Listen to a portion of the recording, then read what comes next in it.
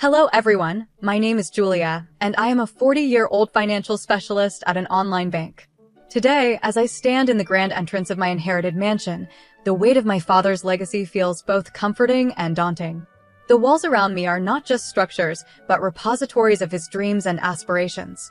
This house, valued at an astonishing $150 million, represents his life's dedication, a dedication now passed down to me. Philip, my husband, with a beam of pride illuminating his face, welcomes me with open arms into what used to be my childhood playground. His enthusiasm as he explores the spacious room is almost infectious. But beneath his excitement, there's a layer of curiosity that seems out of place, like he's seeing everything with new, calculating eyes. The mansion, crafted meticulously by my father from his considerable wealth, was always meant to be a masterpiece of art and comfort. It was his gift to me, his only child, a sanctuary filled with precious memories and echoes of laughter. And as the last leaves of autumn fell, marking the end of an era with my father's passing, this gift became my sole responsibility. Philip's gestures, mirroring his joy, cannot fully mask the subtle hints of entitlement that have started to creep into our conversations lately. He often mentions how the mansion, now ostensibly ours, should really be seen as a joint asset.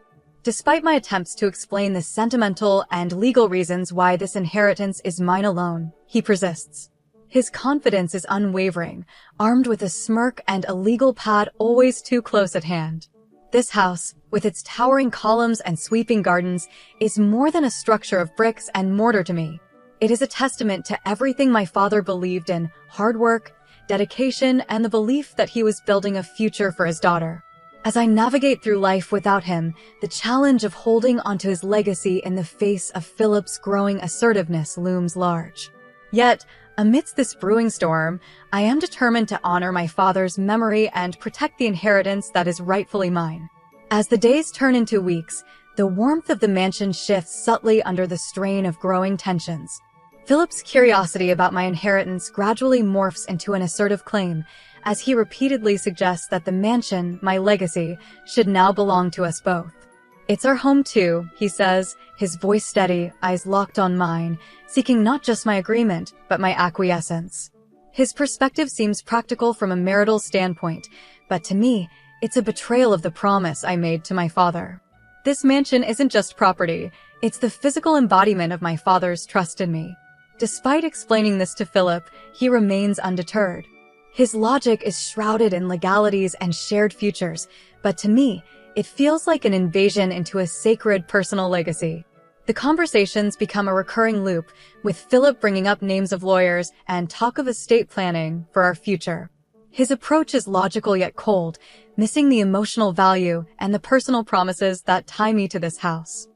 I find myself repeatedly pointing to the will, my name written clearly as the sole beneficiary, but Philip's persistence casts a shadow over our once peaceful home. One night, as we sit across from each other in the vast living room, the air thick with unsaid words, Philip lays out documents on the coffee table. "We need to think about the future, Julia. It's not just about us anymore," he insists, hinting at the prospect of starting a family. His words hang between us, a manipulation draped in concern. I respond with silence, feeling the weight of my father's portrait watching over us, his gaze almost pleading for preservation of his intentions. As Philip continues to outline his plans, the mansion feels less like home and more like a battleground for my heritage. In these moments, I cling to the memories of my father, letting them guide my resolve to stand firm. This house is more than walls and luxury. It's a legacy meant for me to uphold, not to be divided. As autumn deepens, so does the rift between Philip and me. One chilly evening, the crackling of the fireplace is overshadowed by Philip's unexpected announcement. He hands me a stack of papers with a stark declaration: "I've taken the step to secure our future." The documents tremble in my hands as I scan them. Philip, with the help of a legal advisor, has transferred the mansion's ownership into his name. The betrayal slices through the last thread of trust one held for him. He explains, his voice steady, "It's about being practical, Julia. It's for us. But this mansion was never meant to be for us. It was my sanctuary, my inheritance." The shock of his unilateral decision, made in the guise of securing our collective future, leaves me speechless. Philip's face is a mask of resolve, but beneath it I see a flicker of something else, perhaps uncertainty, perhaps guilt. I retreat to my father's study, a place filled with the essence of his wisdom. Here, surrounded by his books and memories, I find the clarity I need. I pull out the original will from the safe, the document clearly naming me as the sole heir. My resolve hardens.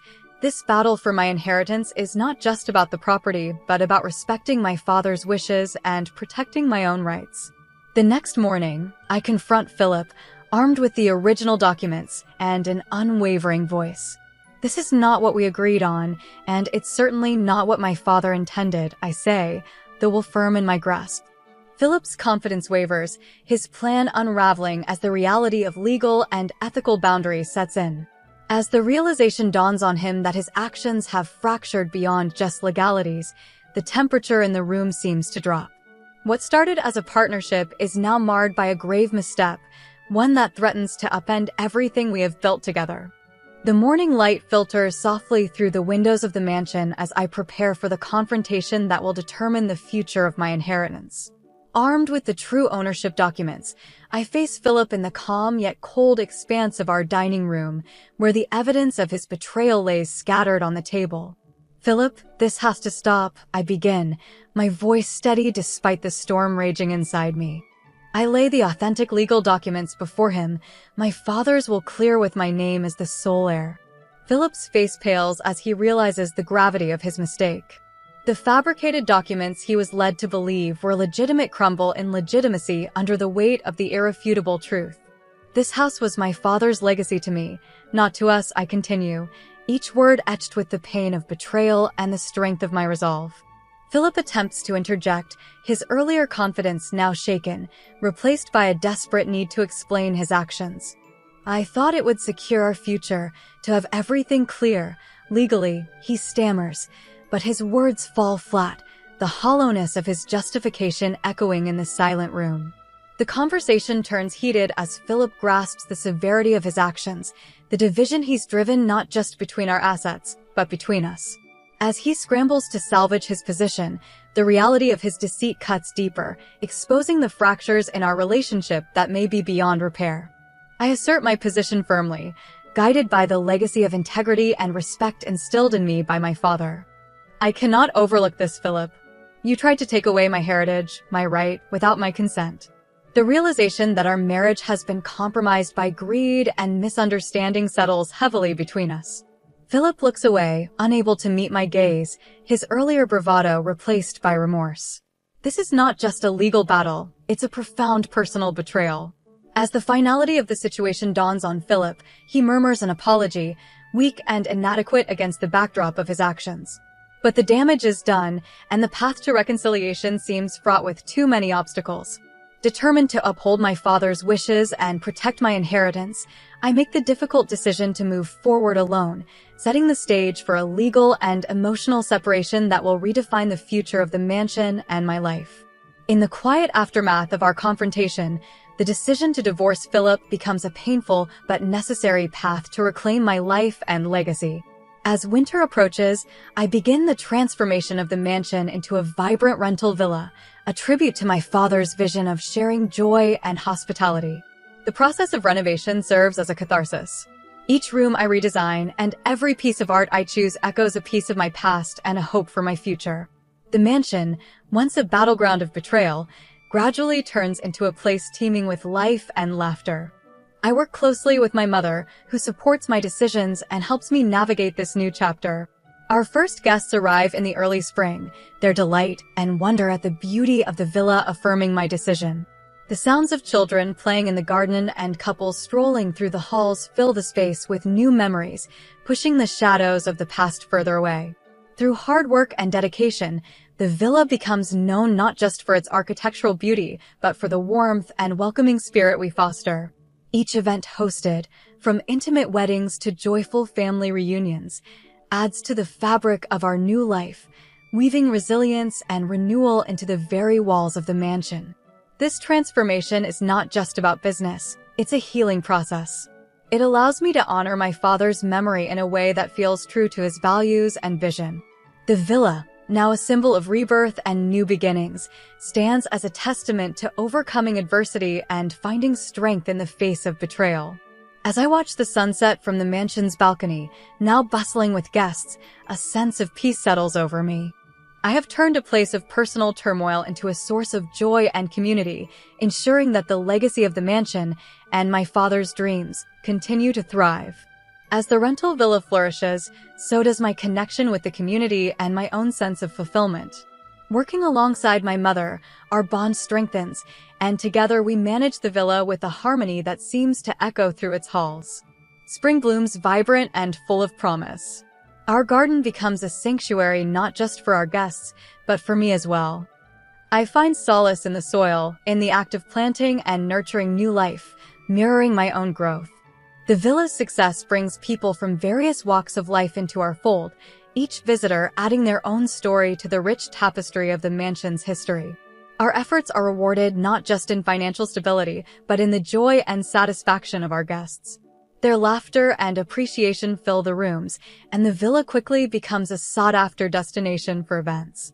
From lively birthday celebrations to elegant garden weddings, each gathering reinforces the mansion's legacy as a place of joy and celebration. This chapter of my life, marked by recovery and new beginnings, is a testament to the resilience of the human spirit. The villa, once a symbol of familial legacy and personal strife, now stands as a beacon of hospitality and healing, a place where new memories are made and old ones are cherished.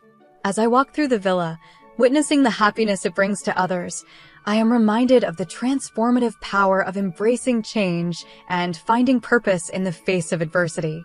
As the first anniversary of my father's memorial approaches, the villa is filled with the soft murmur of guests and the gentle clink of glasses. This day, meant for reflection and remembrance, brings an unexpected visitor, Philip. His appearance is a stark contrast to the tranquil setting, his features marked by the toll of a challenging year. He approaches with a hesitant step, his eyes searching for understanding, and begins to apologize amidst the quiet buzz of the gathering. His voice cracks with emotion, his presence pulling the focus from the memorial's purpose. The discomfort among my relatives is palpable. Whispers fill the air, stirring a mixture of pity and discomfort. In the midst of this disturbance, I find the strength to confront the situation with grace. "Philip, this isn't the time or place," I say quietly, guiding him away from the guests. My request is firm yet gentle, aimed at preserving the sanctity of the day. As security escorts him out, a mix of relief and sorrow washes over me. This encounter, while painful, reaffirms my decision to move forward, untethered from our past.